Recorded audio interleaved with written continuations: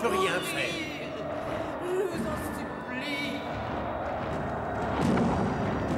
Faites quelque chose, je vous en supplie. Sauvez-moi. Mais lâchez-moi! Je ne peux rien faire! Revenez. Non! Non!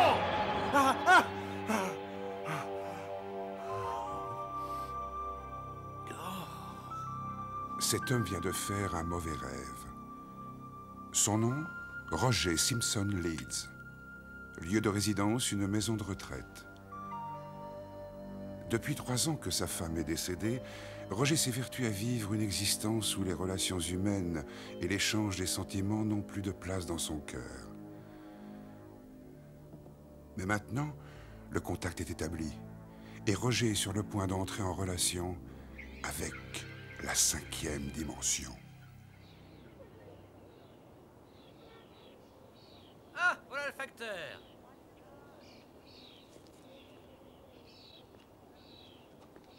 Belle journée, hein? Vous avez quelque chose pour Bonjour nous? Henri, comment ça va? Dis donc, j'attends une Ah, lettre de ça, ma c'est fille, pour est-ce vous. que vous l'avez? Et pour vous. Ah, c'est elle, merci beaucoup. Je vous en prie. Et comment vont ton fils et ses enfants? Tu as des nouvelles? Oh, ils vont bien, je pense. Bah, tu penses? Je croyais qu'ils avaient prévu de venir te voir ce week-end. Non, je leur ai dit de... Tu sais ce que c'est avec les enfants qui crient? Je ne peux pas les recevoir ici. Ah non, tu as raison, c'est embêtant. Il y a les photographes et puis toutes ces réunions et aussi les dîners.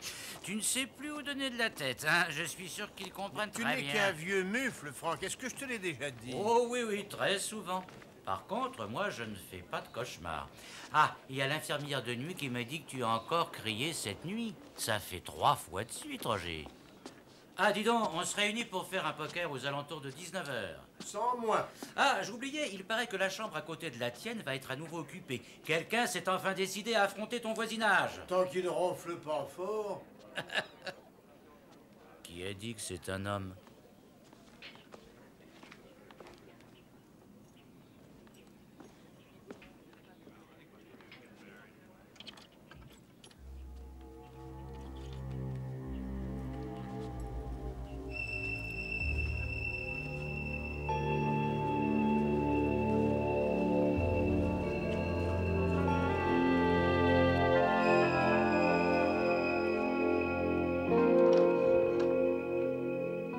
Alors, vous ne saluez pas votre nouvelle voisine, monsieur Leeds?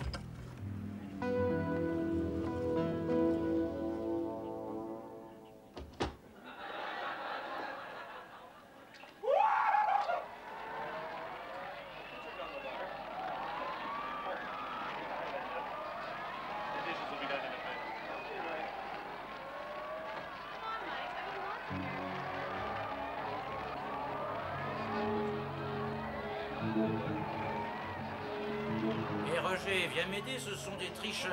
Des tricheurs. Vous trichez tous les deux, mais je sais qu'un tricheur n'admet jamais qu'il triche.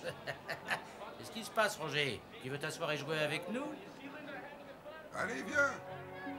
Allez, laisse-le et donne les cartes. Franck. Rien à toi. Hein, quoi? Qui est-ce? 2. Moi aussi. Elle s'appelle Lorraine Kincaid. On dit qu'elle n'a pas prononcé un seul mot depuis 10 ans. En fait, depuis la mort de son mari. Je passe.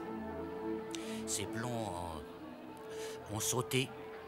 Essaie de la regarder dans les yeux. Tu n'y verras qu'un grand vide qui s'y reflète. Son esprit est ailleurs.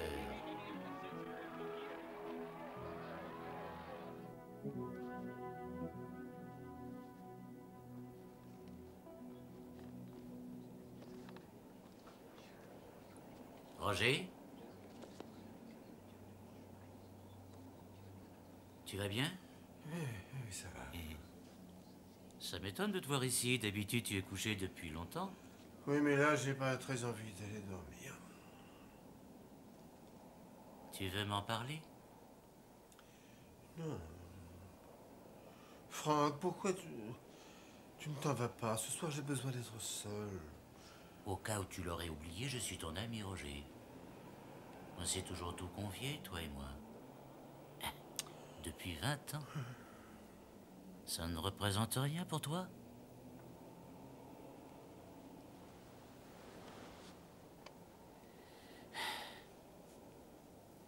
La vie n'est pas drôle depuis...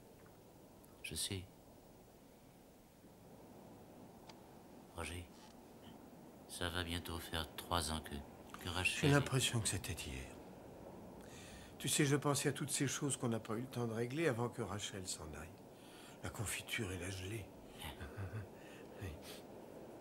Je disais passe-moi la confiture, mais elle faisait exprès de donner la gelée. Ah. C'était un jeu entre nous. Une fois, j'étais de très mauvaise humeur et nous avons commencé à nous chamailler. Est-ce que tu peux croire ça? Enfin, je veux dire, à cause de rien, des reproches qu'on se fait et qui n'ont aucune importance. Elle me manque tellement. Je sais, Roger, je sais. Rachel était une très bonne épouse. Mais tu ne peux pas continuer à répéter à tout le monde.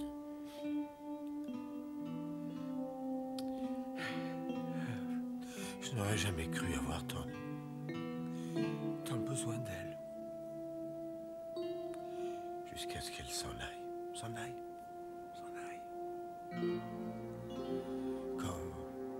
Quand j'ai eu ma première attaque, elle me tenait la main en disant que rien ne pourrait m'arriver tout le temps que je la serrais. Elle croyait fort en moi. Je la regardais dans les yeux et je lisais son amour. Son amour. J'aurais fait n'importe quoi, oui. Et tout ça parce qu'elle croyait en moi. Je me demande ce qu'elle pense maintenant. Pourquoi? Pourquoi maintenant? Qu'est-ce qui se passe? Dis-le-moi, allez, dis-le-moi. Non. Non, tu croirais que je suis sénile, que je manque de preuves. Oui. Mon vieux père n'était pas du genre à faire de longs discours, mais il m'a appris 2 choses. La première, que l'amour est éternel. La seconde, que tout ce qui nous arrive dans la vie, il faut faire avec et accepter notre destinée. D'accord. Je te supplie. Ne t'inquiète pas, je vais bien. Tu sais que je déteste quand il commence à faire des histoires, Franck. Oui, je sais. Mais si tu changes d'avis, si tu as besoin de moi, Oui. tu sais que tu peux m'appeler. Oui. Eh ben, on a plus parlé ce soir que pendant toute une année. On a beaucoup de retard. Bonne nuit, Franck. Toi aussi, Roger.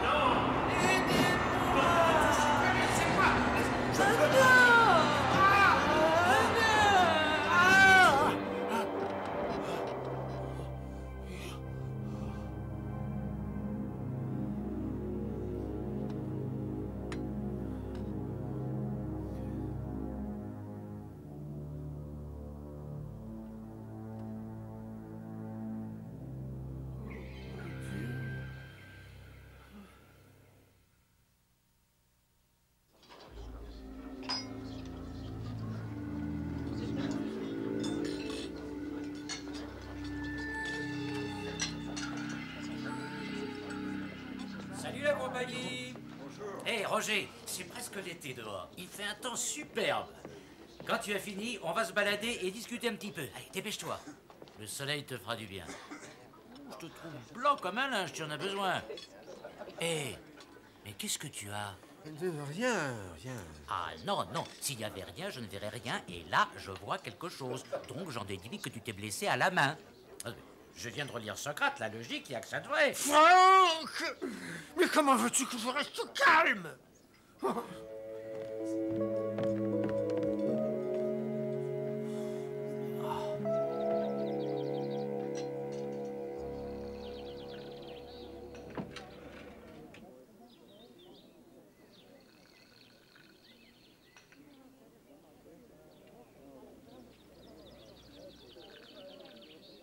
Je m'appelle Roger. On se connaît, n'est-ce pas? J'ai besoin que vous me répondiez. Je veux savoir.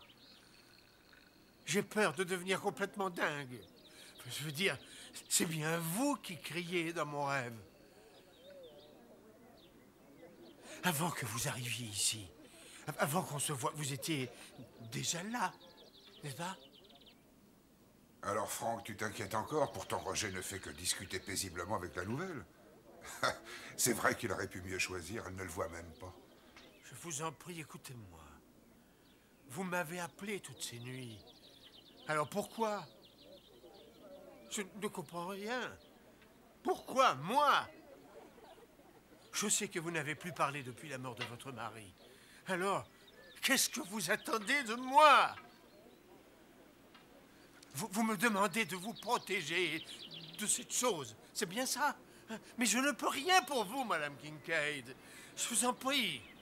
Trouvez une autre personne, je ne peux pas vous protéger. Je n'ai pas pu protéger ma propre femme de la mort.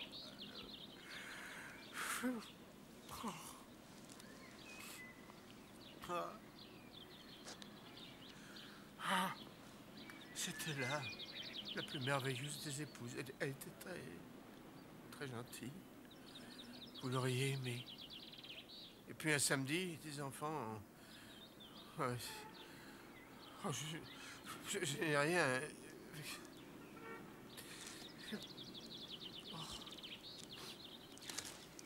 Presque à la fin, nous étions à l'hôpital. Et elle avait perdu la vue. Mon Dieu, elle souffrait tellement. Elle criait, elle pleurait, aide-moi, pitié, je t'en prie. J'étais juste à côté, mais elle ne me voyait pas. Elle continuait, je t'en prie, aide-moi, j'ai mal, j'en peux plus. Elle hurlait mon nom comme un enfant, et je n'ai rien pu faire. Je tenais sa main, je la serrais, oui. Elle a crié mon nom une dernière fois, puis elle s'est éteinte. Je ne saurais jamais si elle savait que j'étais là. Madame Kincaid, cette chose qui veut entrer, qui ou quoi que ce soit, va essayer à nouveau, peut-être cette nuit, peut-être demain. J'ignore tout ce qui se passe derrière cette porte et j'ignore ce qui vous effraie autant, mais je ne peux vraiment rien faire pour vous aider. Pourquoi est-ce que vous m'avez appelé? Laissez-moi seul! Sortez de ma tête! Laissez-moi, nom de Dieu!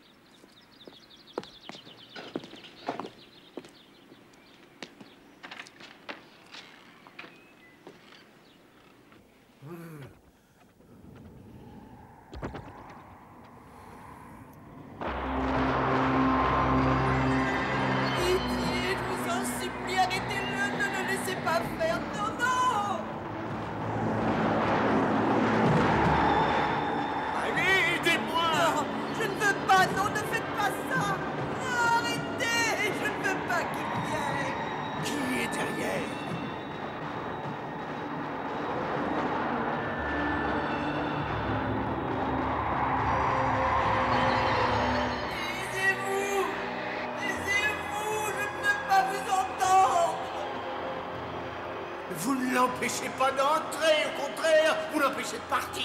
Oui. Vous devez m'aider. S'il passe cette porte, c'est la mort pour moi, vous entendez?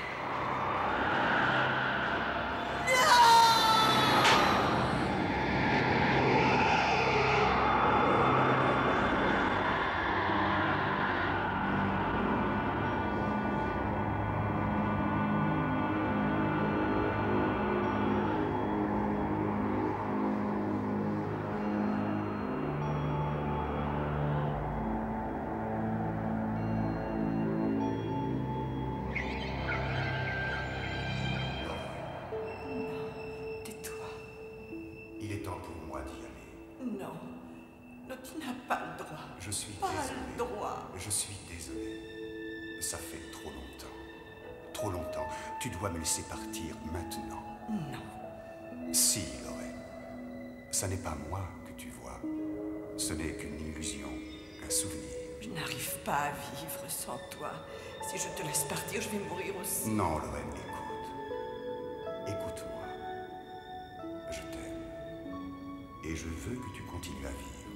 Je veux que tu continues. Pour moi. Alors ma vie aura un sens. Fais-le pour moi et pour les enfants. Pour ce qu'on a vécu. 40 merveilleuses années. Tu as toujours été si forte. Tu m'as toujours soutenue. Tu dois être forte, plus forte encore pour moi, une dernière fois. Non. Lorraine, tu dois penser à toi. Maintenant, il faut que tu me laisses partir. Vis, Lorraine, pour nous.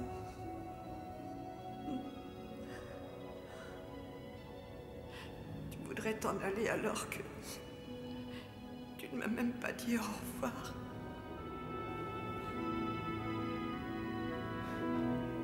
Au revoir, Lorraine. Mon seul et unique amour.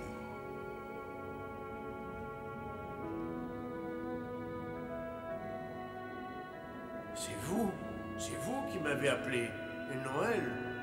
Pourquoi? Pourquoi moi? Vous devriez le savoir.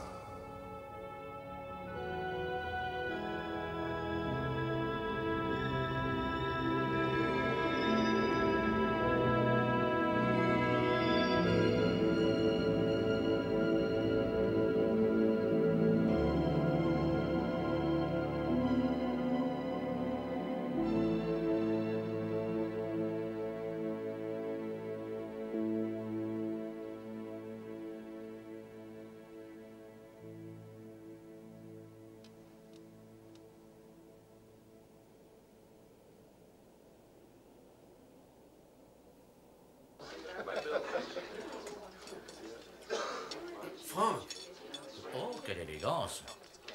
où est Lorraine? Certainement dehors, dans son fauteuil. Dis, on fait une partie de poker ce soir à 7h. Je te garde une place, tu veux bien? Tu t'obstines alors que tu sais qu'il ne joue jamais. Ah, mange tes cornflakes. Bonjour. Vous voyez, je suis là. Et je sais que vous m'entendez. Alors, j'attendrai. J'attendrai aussi longtemps qu'il faudra. Vous vous êtes brûlé la main. Oui, Sur un cierge. oui. Je suis désolée. C'est la cloche du petit déjeuner. Vous désirez manger quelque chose? Un petit déjeuner serait le bienvenu, je crois. On aura du bacon, des œufs, des toasts, de la confiture. Des toasts, de la gelée et de la confiture. Et aussi des petites brioches au raisin. Vous croyez que vous allez réussir à avaler tout ça? Attention à la digestion. Monsieur Roger Simpson Leeds est enfin rentré de son long voyage parmi les souvenirs. Il a compris qu'il n'y a pas de détresse, aussi profonde soit-elle, qui ne peut être soulagée par le cœur humain ou par la 5e dimension.